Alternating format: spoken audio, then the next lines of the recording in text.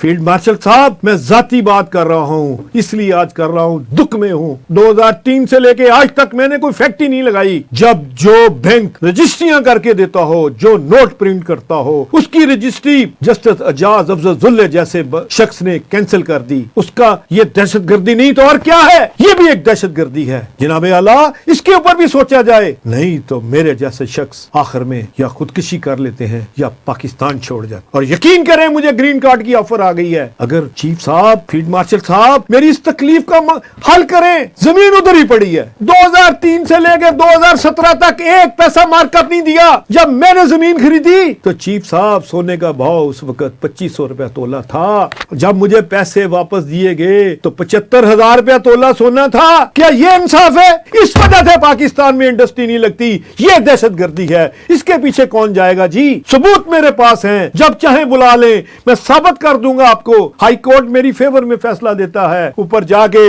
एक बहुत बड़ा मनी चेंजर जिसका 70 करोड़ पे आपने पकड़ा भी था, वो मेरा मुखालिफ, और मैं उसका नाम नहीं लेना चाहता, मगर सबूत के साथ अभी भी है। अब मेरा केस नैब से होता आज FIA की अदालत में है। मैं जनाबे वाला 23 साल से जलील ख्वार हो रहा हूँ, कोई सुनने वाला नहीं। मैं तंग आके साफी बन गया, तंग आके राइटर बन गया। इसको दहशतगर्दी नहीं कहेंगे आप? रिश्वत, स्पीड मनी, सरकारी माफिया जो अफसर जायज काम के लिए रिश्वत लेता है, वो सिर्फ चंद हजार रुपया नहीं लेता, वो रियासत के दरवाजे पर कीमत की तख्ती लगा देता है। फाइल की कीमत, पासपोर्ट की कीमत, नक्शे की कीमत, टैक्स रिफंड की कीमत, पुलिस रिपोर्ट कराने की कीमत, इंसाफ की कीमत। जिस मुल्क में जायज हक भी रिश्वत से मिले, वहाँ दहशतगर्द सिर्फ पहाड़ पर नहीं, फाइल के पीछे भी बैठा हुआ है। जो माफिया बनाए, डॉन बनाकर लोगों को धमकाए, सियासी असर सरूख इस्तेमाल करे, कानून के आगे बैरियर बन जाए, बत्ता लेके अगवा या कत्ल करवाए, वो अपनी निजी रियासत कायम करता है। एक मिनट, फील्ड मार्शल साहब, मुझे आपसे बड़ी उम्मीदें हैं। आप मेरे केस को टेस्ट केस बना के देखें आपकी अदालतें क्या कर रही हैं। ऐसे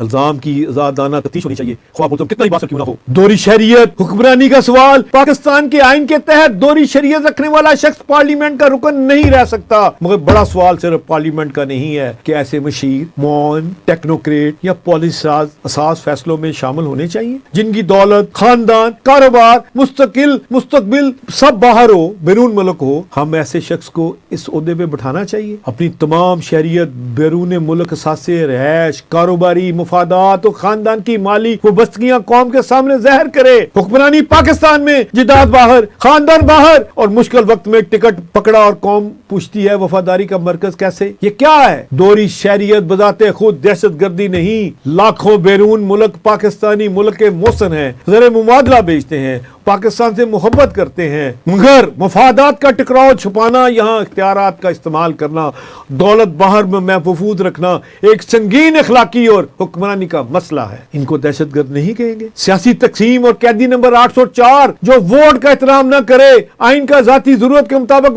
मोड़े, इख्तलाफात को गद्दारी बनाए और आधी कौम को दीवार से लगाया जाए, वो दुश्मन के लिए मुफ्त रास्ता बनाता है। कैदी नंबर 804 से इख्तलाफात हो सकते हैं, मुकदमा चल सकते हैं, अदालत फैसला कर सकती है, मगर करोड़ों वोटरों को कौमी सलामती के मुकालमे से बाहर रखकर दहशतगर्दी के खिलाफ मुकम्मल इत्मीनान कैसे पैदा होगा? आधी कौम को गद्दार कह के पूरी कौम को जंग नहीं जीती जा सकती। फील्ड मार्शल आसिफ मुनीर साहब, अगर दहशतगर्दी के खिलाफ फैसला कुन और तरीही किरदार करना चाहते हैं, और एक कौमी कॉन्फ्रेंस बुलाई जाए, हुकूमत हो, फौज हो, पार्लियामेंट हो, बट ड्यूल नेशनल ना हो, तमाम सियासी जमातें हो, इमरान खान या उनके नुमाइंदे हो, बलोचिस्तान और गैर पख्तूनख्वा की हकीकी क़यादत हो, शौहगत खानदान हो, सनतकार हो, किसान हो, नौजवान हो, क्योंकि दहशतगर्दी की जंग सिर्फ बंदूक से नहीं, इत्मीनान, इंसाफ और कौमी इत्तेफाक से जीती जाएगी। इंशाअल्लाह जीतेंगे। रियासत का एहतराम हर शहरी की जिम्मेदारी है। फौज, पुलिस, अदालत, कौमी परचम, सरकारी बिल्डिंगें, रेलवे, बिजली और अवामी इमलाक पर हमला नाकाबिले कबूल है। ये किसी सूरत काबिले कबूल नहीं। जो मुसल्ला हो हमला करे, आग लगाए, जो सुप्रीम कोर्ट को आगे लगाए, ये भी नाकाबिले कबूल है।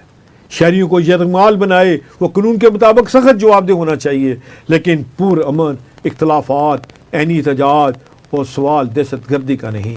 रियासत भी आइन की पाबंद है, रियासत भी कानून के पाबंद है, रियासत का हर शहरी भी इज्जत का पाबंद है।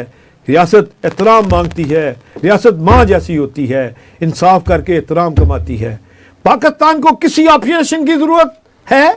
پاکستان کو پہاڑوں میں مسلح دہشت گردوں کے خلاف آپریشن چاہیے، بلوچستان میں دہشت گردی اور صورتکاروں کے خلاف آپریشن چاہیے، خیبر پختونخوا اور افغان سرحدوں کے لیے جامع حکمت عملی چاہیے، بھارتی مداخلت، اسرائیل کی مداخلت کے ثبوت دنیا کے سامنے رکھنے قانونی آپریشن ہے، اسمگلنگ کے خلاف آپریشن چاہیے، ایرانی پٹرول اور پلاسٹک دانے کی غیر قانونی تجارت کے خلاف آپریشن چاہیے، یہ بھی دہشت گردی ہے، افغان ٹرانزٹ ٹریڈ کے غلط استعمال کے خلاف آپریشن چاہیے، جنہوں نے ڈی ٹی آر پہ ایکسپورٹ کیا اس کا آپریشن چاہیے، فاٹا پاٹا اور کشمیر کے نام پر جعلی ریتوں کے خلاف آپریشن چاہیے، قرآن پاک کے نام پر کاغذی فراڈ کے خلاف آپریشن چاہیے، یہ بھی دہشت گرد ہے، چوری شدہ تار خریدنے والی بٹیوں کے خلاف آپریشن چاہیے، پینٹ، کیمیکل، انڈر انوائسنگ، جعلی ادویات کے خلاف آپریشن چاہیے، ٹیکس چوری، منی لانڈرنگ، رشوت، سپیڈ منی کے خلاف آپریشن چاہیے۔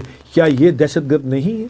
جعلی کھاد، غلط بیج، ملاوٹ شدہ ادویات کے خلاف بھی آپریشن چاہیے، ہر سیاسی، انتظامی اور کاروباری مافیا کے خلاف یکساں قانون چاہیے۔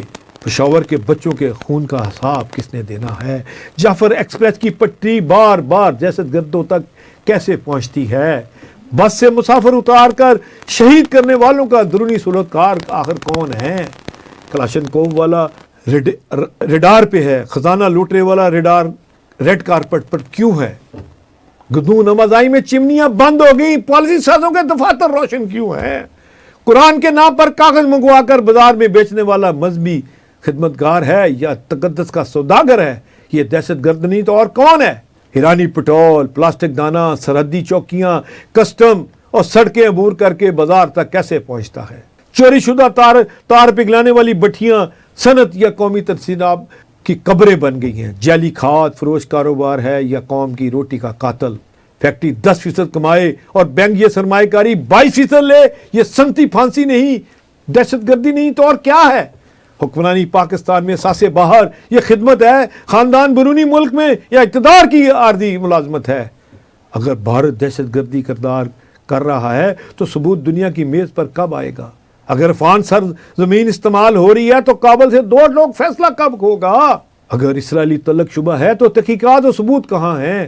اور سب سے بڑا سوال، جو ایک گولی سے ایک انسان مارتا ہے وہ دہشت گرد ہے، مگر جو اسمگلنگ سے، صنعت سے، جعلی کھاد سے، ٹیکس چوری سے، خزانے سے رشوت لے کر، انصاف بیچ کر، غلط پالیسیاں بنا کر اور سیاسی تقسیم کرے، قومی اتحاد قتل کرے، ہم اسے کیا کہیں گے؟ ہم اسے بھی دہشت گرد کہیں گے۔ سانپوں کا جنگل ہے۔ ناظرین اکرام، ایک سانپ پہاڑ سے اترتا ہے، ایک سرحد پار سے آتا ہے، ایک فائل کے پیچھے چھپا ہوتا ہے، ایک کسٹم کی مور لگاتا ہے، ایک جعلی بل بناتا ہے، ایک قرآن کے نام پر کاغذ منگواتا ہے، ایک کسان کو زہریلی کھاد دیتا ہے، ایک قوم کا ووٹ نکالتا ہے اور ایک پاکستان میں حکومت کر کے اپنا مستقبل بیرون ملک رکھتا ہے۔ رنگ مختلف ہیں، بل مختلف ہیں، زہر مختلف ہیں، رفتار ایک جیسی ہے، اثر سب کا کام ڈسنا ہے۔ پاکستان کو ڈسے جا رہے ہیں۔ بندوق والا سانپ جسم مارتا ہے، معاشی سانپ روزگار مار دیتا ہے، رشوت کا سانپ انصاف مار دیتا ہے، سمگلنگ کا سانپ صنعت مار دیتا ہے، جعلی کھاد کا سانپ قوم کی روٹی مار دیتا ہے، پانی کا سانپ آنے والی نسلوں کو مارتا ہے، اور سیاسی ناانصافی کا سانپ قومی اتحاد کو ڈس لیتا ہے۔ پاکستان کو صرف سانپ مارنے کی ضرورت نہیں، پاکستان کو ان کے بل بند کرنے کی ضرورت ہے، ان کی خوراک روکنی پڑے گی، ان کے سہولتکار پکڑنے پڑیں گے، اور قانون کو اتنا طاقتور بنانا پڑے گا کہ کمزور کے گھر پر بھی شیر اور طاقتور کے محل کے سامنے بلی نہ بنے۔ سرخی، پاکستان سانپوں کا جنگل کیوں؟ دہشت گرد بندوق والا یا قوم کا بنا مستقبل ڈسنے والا؟ پاکستان پر حملہ صرف بم سے نہیں ہوتا، کبھی ریل کی پٹری اڑا کر، کبھی بچوں کا خون بہا کر، کبھی فائل، جعلی بل، اسمگلنگ، رشوت، سیاسی تقسیم سے بھی کیا جاتا ہے۔ سانپ کا رنگ نہ اس کا زہر کو بچانی ہے۔ دیکھیے، اب آپ کے پاس ناظرین سوال میں نے چھوڑ دی ہیں، یہ سب دہشت گردوں کی میں نے آپ کو ڈیٹیل بتا دی ہے۔ انہی الفاظ کے ساتھ پاکستان ہمیشہ زندہ باد، پاک فوج زندہ باد۔ بہت شکریہ میاں صاحب۔ آج کے پروگرام سے ناظرین آپ کو سمجھ آ گئی ہوگی کہ دہشت گرد صرف وہ نہیں ہے جو گولی مارتا ہے، جو پھٹتا ہے، جو بارود سے لوگوں کو مارتا ہے، بلکہ وہ جج بھی دہشت گرد ہے جو کہ انصاف کا قتل کرتا ہے، وہ صنعت کار یا وہ کھاد پیدا کرنے بنانے والا شخص بھی دہشت گرد ہے، جو جعلی کھاد بناتا ہے، جو مہنگی کھاد بیچتا ہے، بلیک کر کے بیچتا ہے، اسٹاکیے، اس کے علاوہ جو سمگلرز ہیں، یہ بھی دہشت گردی کے اندر شامل ہیں۔ اور میاں صاحب نے یہ بات بالکل ٹھیک کی کہ دہشت گردوں کے خلاف تو آپریشن کرنا ہی پڑے گا اور کر ہی رہے ہیں، اور وہاں پر تو ہماری فورسز لگی ہوئی ہیں، لیکن یہ جو سمگلرز ہیں، یہ جو دہشت گرد ہیں، جو کہ کیا کہہ لیں کہ بندوق سے لوگوں کو نہیں مارتے لیکن ناانصافی سے مارتے ہیں، دھوکہ دہی سے مارتے ہیں، فراڈ سے مارتے ہیں، جعلی ادویات سے مارتے ہیں، ان کے خلاف بھی آپریشن کرنے کی سخت ضرورت ہے اور اس طرف بھی توجہ دینے کی ضرورت ہے۔ تو ناظرین، آپ کے لیے بھی ہم یہی سوال چھوڑ کے جا رہے ہیں کہ آخر دہشت گرد کون ہے؟ آپ بھی اس سوال کا جواب جو ہے وہ کمنٹ سیکشن میں ضرور دیجیے گا، کیونکہ آپ کی رائے بہت اہمیت کی حامل ہے۔ اور اس کے علاوہ اگر آپ کچھ خاص موضوع پر میاں صاحب کی گفتگو سننا چاہتے ہیں تو کمنٹ سیکشن میں وہ بھی ضرور بتائیے کہ کس موضوع پر جو ہے وہ میاں صاحب سے جو ہے ان کی آراء لینی چاہیے، ان کی ریسرچ جو ہے وہ آپ کے سامنے لینا چاہیے۔ اور اس کے ساتھ ساتھ اگر ابھی تک آپ نے چینل کو سبسکرائب نہیں کیا تو چینل کو سبسکرائب کر لیں۔